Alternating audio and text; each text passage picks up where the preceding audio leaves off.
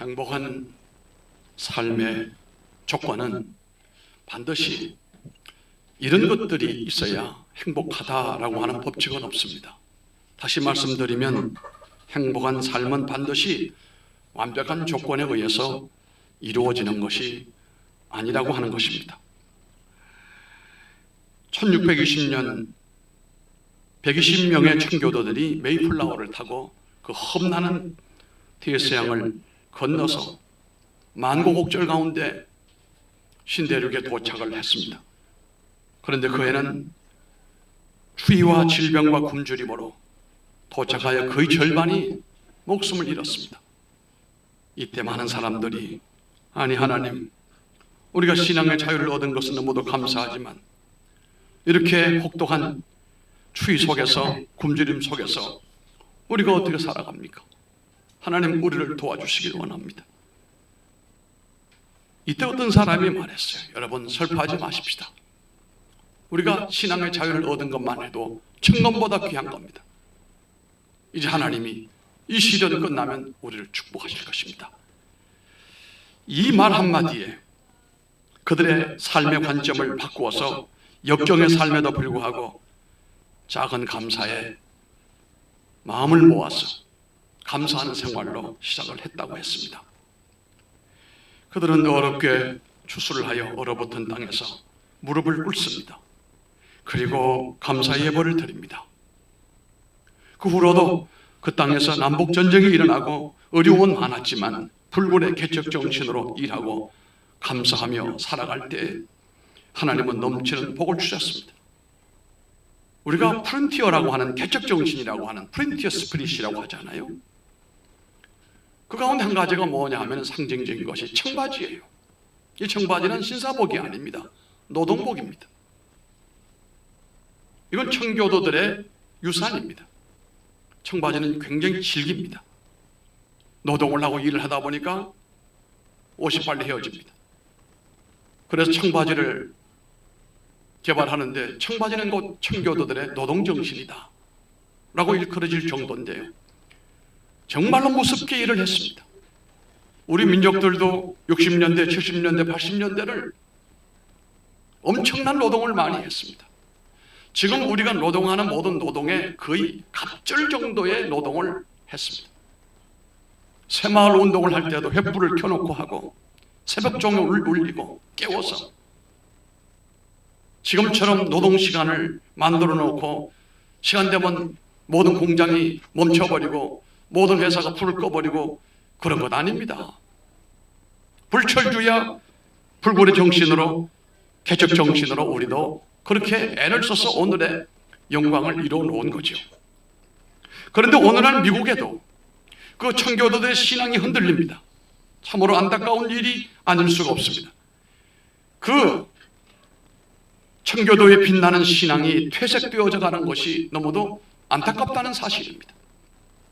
그러나 아직도 미국은 그 밑 속에 흐르고 있는 마그마는 청교도 정신이 그토록 많이 퇴색이 됐습니다만 오늘 우리가 살고 있는 땅에는 여전히 불안하고 염려될 만한 일들이 많이 있고 슬픈 일도 많을지라도 주님께서는 오늘 우리에게 말씀하시기를 목숨을 위하여, 의복을 위하여, 물질을 위하여, 내일을 위하여 염려하지 말라 그렇게 말씀합니다.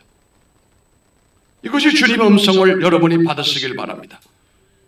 예수님께서는 우리들에게 어떤 경우일지라도 감사를 잃지 말기를 원하셨고 다음 주일은 우리가 감사주일로 우리가 하나님 앞에 나가면서 감사주일과 맞부딪히는 것이 있는데 그게 염려라고 하는 거예요.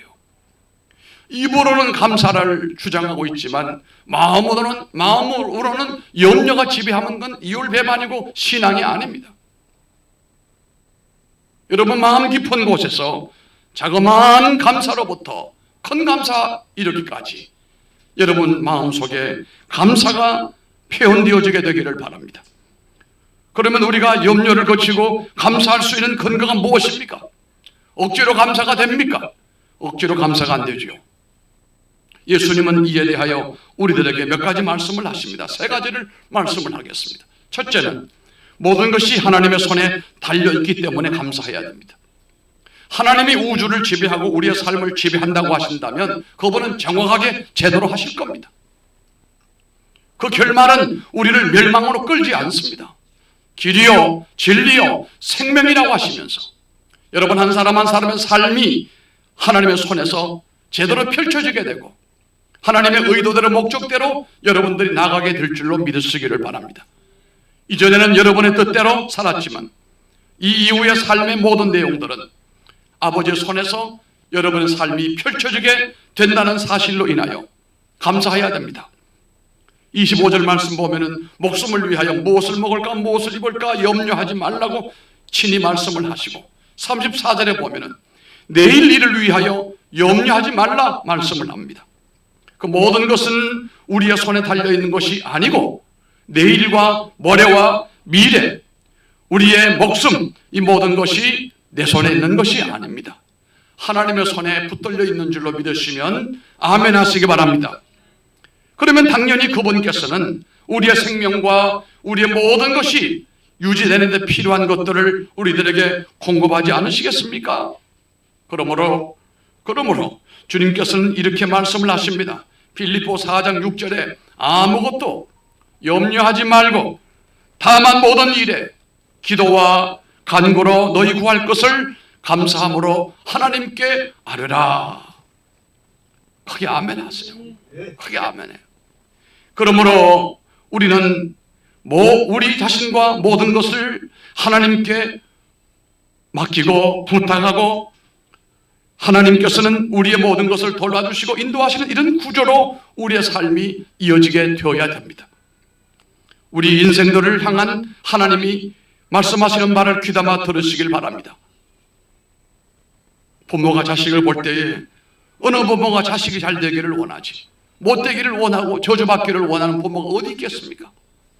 말은 못하지만 내 자식들이 고생하는 것을 보면 가슴이 아프고 잘 되기를 바라고 형통하기를 바라고 하나님의 은혜와 복을 받기를 바라는 것이 부모 마음인 것처럼 하나님의 마음도 신명기 30장 15절로 16절을 보면 여러분 기록에 놓으세요.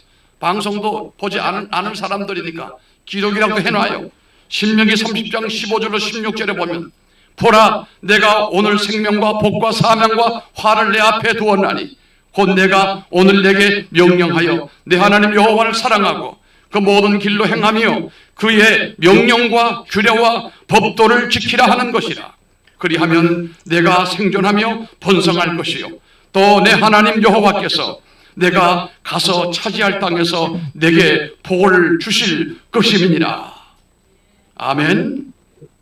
곧 나의 생사 화복과 국가의 흥망성쇠가 다 하나님의 손에 달려있음을 우리가 확인할 때에 염려할 게 아니에요. 두 번째는 하나님께서 자기 백성들을 친히 돌보시기 때문에 근심 대신에 감사하시기 바랍니다. 하나님께서는 자기를 철저히 신뢰하는 자들을 돌보실 수 있는 능력이 있을 뿐만 아니라 아예 의지를 갖고 계신 분이에요. 공중의 새를 보라. 그것들은 심지도 않고 거두지도 않고 창고에 모아두지도 않지만 하나님께서 기르시느니라. 할렐루야. 덜의 백합화를 누가 자라게 만듭니까?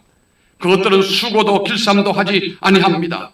그러나 하나님께서 그것들을 기르시고 그것들을 자라나게 하지요. 그런데 여기 예를 들어 말씀하신 예화 말씀 가운데 새와 백합화를 자세히 살펴보면 하나님께서 이렇게 자연을 돌보시고 생물을 돌보시지만 자신들의 임무와 책임에 대하여 하나님께서 도우시고 복을 주실지라도 본인이 본인의 삶에 대하여 본인의 라이프를 책임지고 최선을 다해야 된다는 겁니다. 여기 새도 그러하고 백합화도 그렇습니다. 새가 보면은 저 전봇대 밑에 앉아 꾸벅꾸벅 졸고 있는 게 아니에요. 날고 있습니다. 일하고 있단 말이에요. 새로서는 지금 비즈니스하고 있단 말이에요. 이 백합화는 어떻습니까? 활짝 피어 있어요. 백합화가 할 일이 뭡니까? 사람들에게 자신의 아름다운 자태를 활짝 펼쳐서 향기를 자아내며 모양을 아름답게 선사하는 것 아니겠습니까? 이것은 한마디로 말해서 우리가 하나님의 도심과 인도하심을 따라서 하나님의 축복으로 올라가려면 적극적이며 긍정적인 삶을 가지고 도전적인 삶을 날마다 살아가야 꽃을 피울 수가 있다 이 말이에요. 여러분에게 주신 하나님의 능력과 하나님의 모든 감춰진 은사가 다 꽃이 피어나기를 바랍니다. 여러분에게 주신 모든 것들이, 눌려있는 것들이 다 펴서 활짝 피시기를 바랍니다.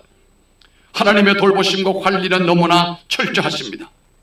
여러분 한 사람 한 사람에 대하여서도 그렇습니다. 여러분 가정에 대하여서도 그렇습니다. 심지어 하나님께서는 아궁이 속에 들어갈 돌풀도 그렇게 하나님 아무렇게나 내버려 두지 아니하시고 하나님의 형상으로 지음받은 우리를 어떻게 버려두시겠습니까?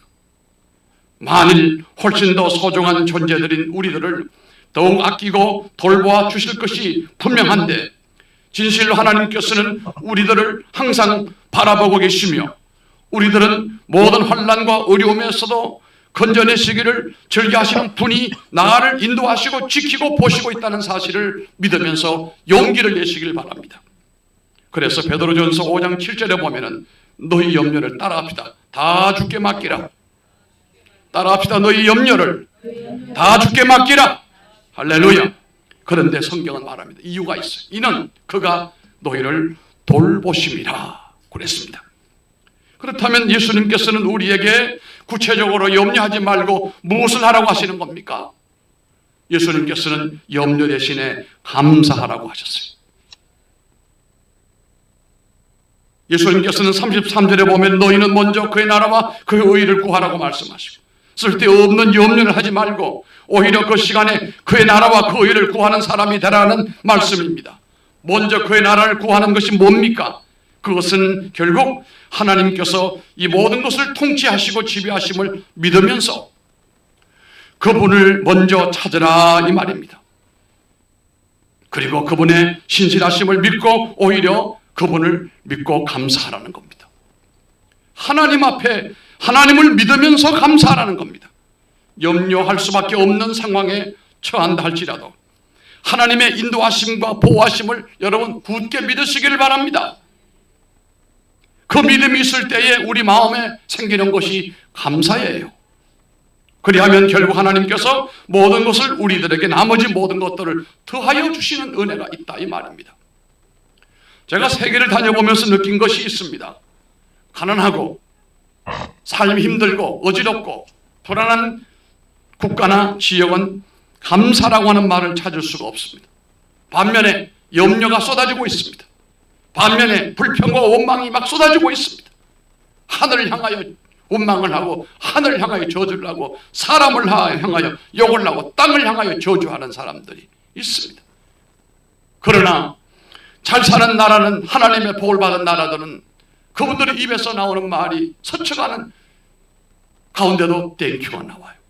복잡한 엘리베이터를 탔습니다. 잘못해서 남의 발을 밟았습니다.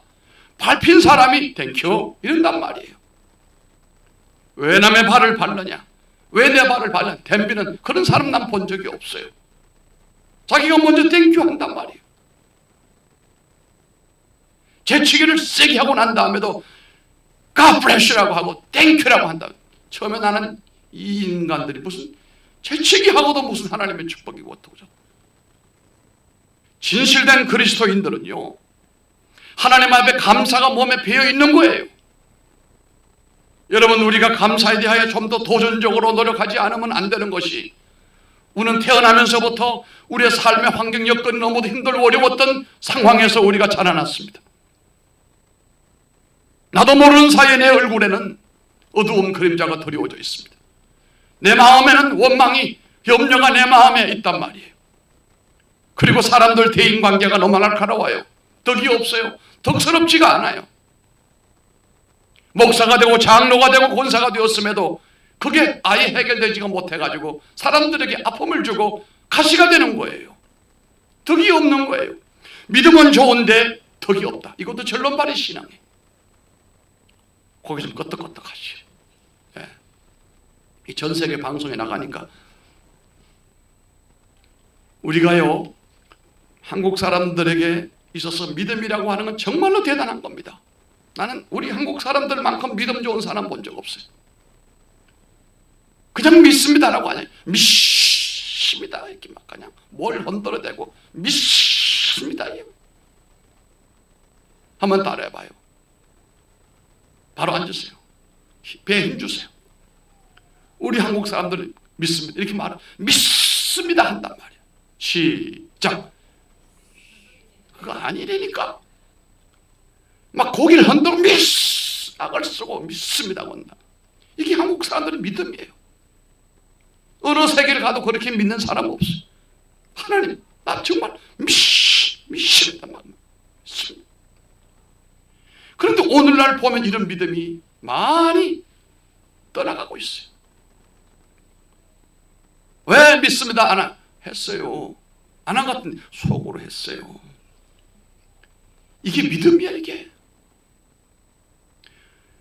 불 가운데 들어가도 우리가 교부들처럼 당당하게 하나님 앞에 찬송하면서 네 발로 장작더미 위에 올라갔던 교부들처럼 그런 믿음으로 가야 되지 않아요? 플라미스에 도착을 해가지고 절반 정도가 죽어도 남은 자들이 하나님 앞에 무릎을 꿇고 하나님 앞에 감사했던 것이 미국의 사람들 아니었습니까? 내 집에 먹을 것이 없어도 하루 하나님 앞에 밥할 때 한 숟가락씩 쌀을 모아가지고 성미를 모아서 주의 종과 함께 식탁을 나누자고 했던 사람들이 한국 사람의 신앙 아니냐 말이에요. 자식들 배에 밥을 못 먹여도 11조만큼은 들어야 된다고 생명같이 믿었던 사람들이 우리 한국 사람들의 믿음 아니냐 말이에요. 그런데요, 참 안타까운 것이 그렇게 좋은 믿음은 세계적으로 따라올 수가 없는데 뭐가 약하냐면요, 의식이 약한 거예요. 의식이다라고 하는 것은 그만큼 믿는데 따라서 나머지 내가 의식하며 살아가는 삶의 형태는 바라보면은 한심하게 짝이 없단 말이에요. 나가서 막 침 뱉고 돌아다니고 막 그냥 세상 사람하고 똑같이 살아가. 이건 의식의 문제이거든요. 정신의 문제단 말이에요. 다시 말하면 신사적이지 못하고 매력적이지 못하다 이거예요. 우리 교인들은 그렇게 되면 참 좋겠어요. 속으로 아멘 했어요? 겉으로 했어요? 따라합시다. 매력적인 사람이 되리라. 의식이 있는 사람이 되리라. 교회도 설교도 의식이 있고 신학이 있고 말씀이 있고 삶이 있고 이런 모든 것들이 갖춰져야 되는 거예요. 저는 그 얘기를 늘 합니다만 북한에서 내려왔던 배명준 목사님이라는 분이 남대문 교회를 심호하셨는데 남대문 교회는 김익도 목사님도 심호하셨어요. 한국의 눈물의 예레미야라고 하는 김치순 박사도 그 교회에서 심호했습니다.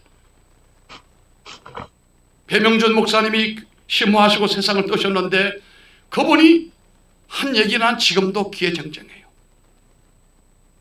이남에 내려와서 목회를 했는데 새벽에 교인들이 다 예배당에 와서 기도를 하는데 새벽 교인들과 주일 낮 예배와 별로 차이가 없을 정도로 그렇게 뜨겁게 기도를 해요.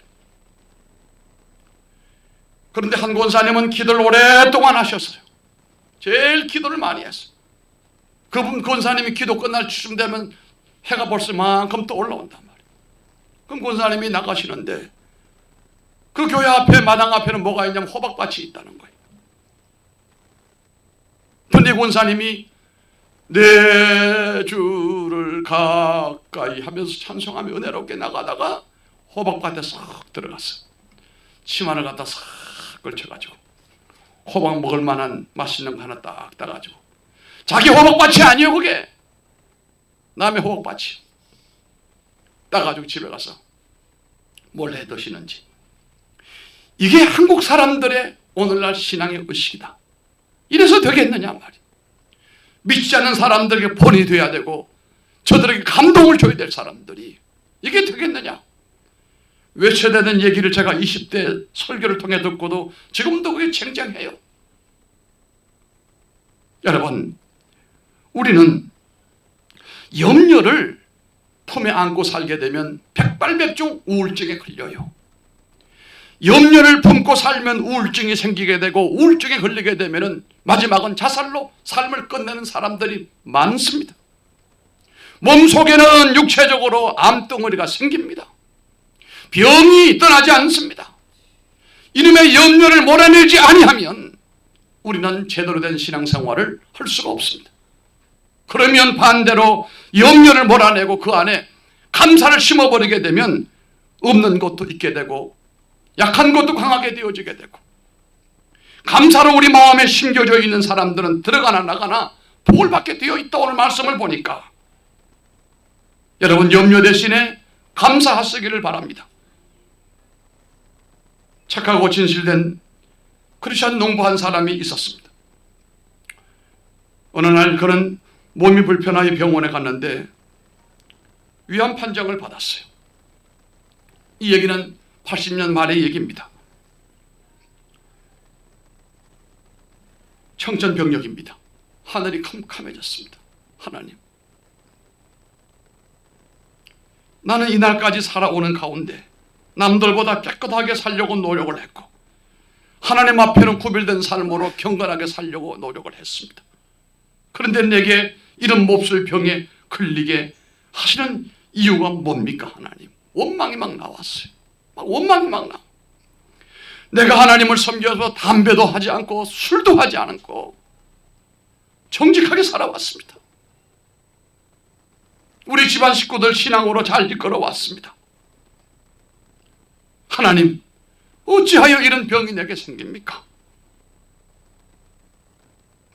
하나님 앞에 울면서 참 원망스킨 울부짖음을 하다 보니까 그 마음에 들려오는 주의 음성이 있었어요. 하나님께서 너의 원망의 기도는 내가 다 들을 필요가 없다. 너의 원망의 기도 내가 다 들을 필요가 없는데 네가 이제까지 나한테 내가 듣고 있는 것은 이제까지 살아오는 가운데 감사한 것만 내가 듣고 있다. 참 이 음성을 듣고 난 다음에 너무 창피했어요. 원망하는 것을 내가 하나도 들은 적이 없고 네가 나한테 감사한 것만 내가 다 듣고 있다. 그래서 이 집사가 하나님 앞에 무릎을 꿇고 회개합니다. 하나님, 이거 본심은 아닙니다. 감사합니다. 지금까지 산 것만 해도 감사하고 하나님의 자녀로 오늘까지 이렇게 건강하게 오늘까지 농사 지으며 내 모든 죄를 사함받고 나의 가정에 하나님께서 끊임없는 은혜를 베풀어 주시며 자녀들도 건강하게 키워주신 모든 건 너무 감사합니다. 하나님, 자신의 위암에 대한 문제는 뒤로 감춰놓고 자기 생각나는 대로 돌아보면서 감사 내용을 쭉 나열하고 하나님 감사합니다. 감사합니다. 그럴 그 마음속에 평화가 와요. 편안해졌어요. 그러면서 감사한 일이 자꾸 생기는 겁니다. 참 이상하다. 잊어먹었던 것도 기억이 나고 이것도 감사하고 저것도 감사하고 감사가 줄줄이 생각이 나는 거예요. 그런 모든 원망과 근심과 염려를 이제 잊어버리고 계속해서 입에서 감사가 나오고 찬송이 나왔습니다. 그렇게 기도한 적이 한 일주일쯤 됐습니다. 어느 날 새벽이었습니다. 그날도 하나님 감사했습니다. 내가 오늘 주 앞에 간다 할지라도 나는 여한이 없습니다. 너무 감사합니다. 하나님. 그런데 그 순간에 그의 온몸과 마음이 불덩어리처럼 달아오르더니 결국 암세포가 사라지는 계기가 되었다는 거예요. 누구나가 다 이렇게 암치료가 되는 건 아니겠지만 근심과 염려와 원망과 불평만 사라져도 여러분들에게 삶에 놀라운 혁명이 일어나게 될 줄로 믿습니다. 근심 걱정과 염려 대신에 하나님 아버지를 온전히 여러분 신뢰하시기 바랍니다. 신뢰가 안 되면 근심이 오고 염려가 되고 원망이 오는 거예요. 하나님을 정말로 믿는다고 한다면, 내 주님을 정말로 신뢰한다라고 한다면 깊은 곳에서 샘물 나는 것처럼 감사가 솟아나기 시작을 합니다. 그리고 입술에도 모든 언어에도 감사가 나오고 삶에도 감사가 표현되어지게 되고 덕스러움이 전파되게 되어 있어요. 여러분 덕을 끼치세요.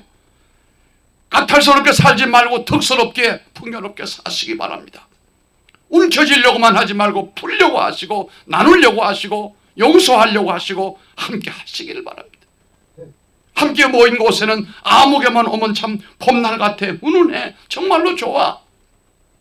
주일을 마치고 집에 가서 가만히 있어보니 오늘 아무개 온 사람 참 멋있어서, 아무개 집사님 정말 오늘 멋졌어. 정말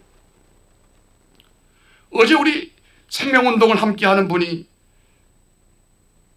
가까운 곳에 계시는데, 이분은 평생도록 보험회사에서 간부로 일하다가 은퇴하고 난 다음에 아이 자살 예방 쪽으로 올인한 분인데, 어저께 자기한테 문자가 왔어요. 신라 호텔에 영빈관에서 자기가 존경하는 장로님 한 분이 오후 토요일 오후, 요즘에는 저녁에도 해요, 6시에 결혼식을 한다고 그래서 가는데 큰 감동을 받았다고 하면서 사진을 찍어서 보내왔어요. 첫째 감동은 우리 집은 축의금을 받지 않습니다. 화합 및 일절 축의금은 받지 않습니다. 이게 감동이었고, 아니요. 두 번째는 나가실 때 선물이 준비되어 있습니다. 세 번째, 꽃도 한 송이 준비되어 있습니다. 그러니까 선물 하나에다가 꽃 한 송이가 아니에요. 이만큼인 것을, 아니 하객들에게 그걸 왜 주냐고요. 안 줘도 되잖아요. 신라 호텔에 한 사람이 음식이 그날 최소한 20-30만 원은 되어 보이더라 이거예요. 그걸 공짜로 다 먹여주고 축의금 안 받고 선물 주고 꽃다발 주고, 이게 목소리 아닌 다음에 사람이 감동이 올까 안 올까?